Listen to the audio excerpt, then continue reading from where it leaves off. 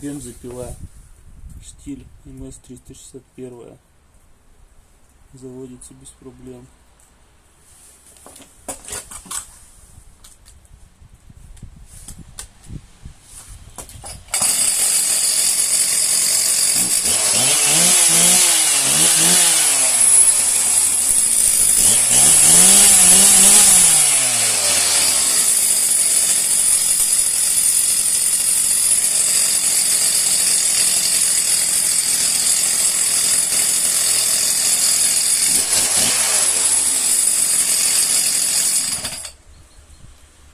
Один минус.